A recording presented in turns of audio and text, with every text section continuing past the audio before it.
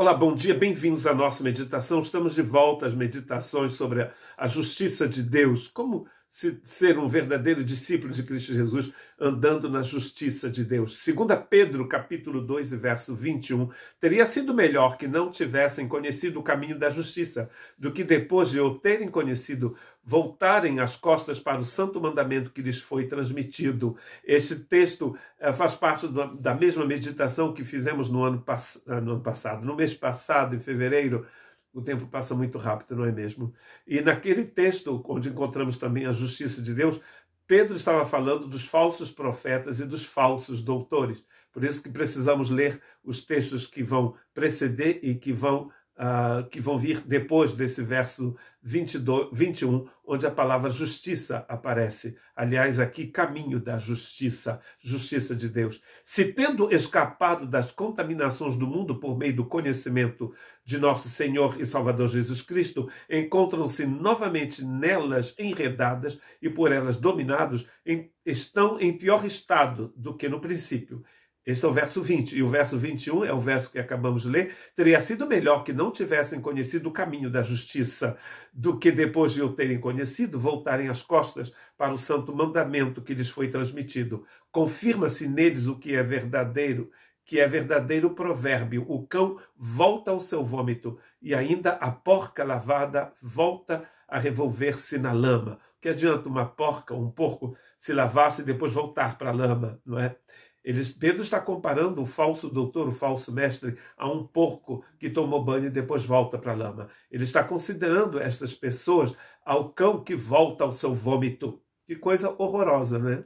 Voltar ao vômito. Ou seja, a pessoa passa uma vida toda num mundo de desgraça, de miséria e de morte, vê de longe a justiça de Deus, a luz de Deus, vê a possibilidade de mudar de vida, mas volta para a lama, volta para o vômito. Em 2 Pedro, capítulo 2, o verso 17 a 19, que precede então o nosso verso 21, Pedro diz o seguinte: esses homens são fontes sem água e névoas impedidas pela tempestade. A escuridão das trevas lhes é reservada. A gente percebe aqui que são falsos doutores, falsos discípulos, falsos cristãos. Não existe coisa pior do que ser cristão falso, discípulo falso.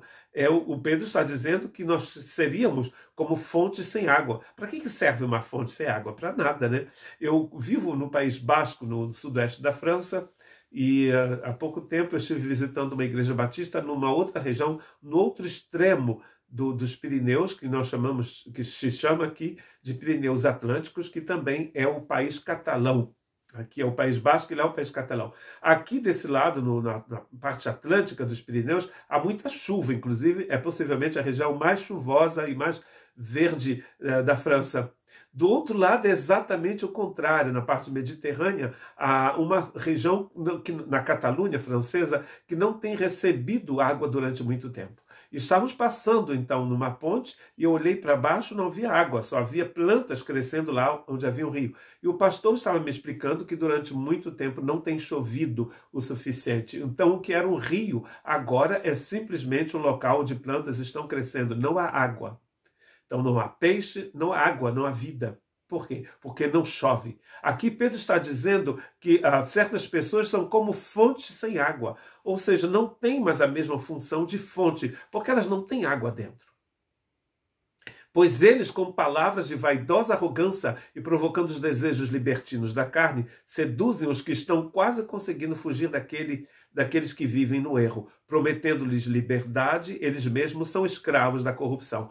Pois o homem é escravo daquilo que o domina. São dessas pessoas que o Pedro está dizendo que elas viram de longe, contemplaram a justiça de Deus, não entraram e se encontram numa situação ainda pior. Ou seja, estavam limpos e agora estão voltando para a lama, voltando para o vômito. Não existe coisa pior do que voltar para o seu próprio vômito. Deus nos libertou da lama, né? Você que cresceu talvez numa igreja evangélica no Brasil, deve ter ouvido aquela expressão: o Senhor me tirou do lamaçal do pecado, né?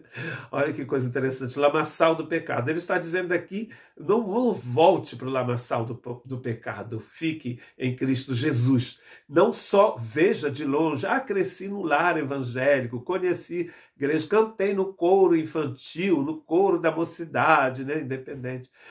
Vivi na igreja durante muito tempo, agora está na lama. Olha só, quando você não está na rocha, você está na lama.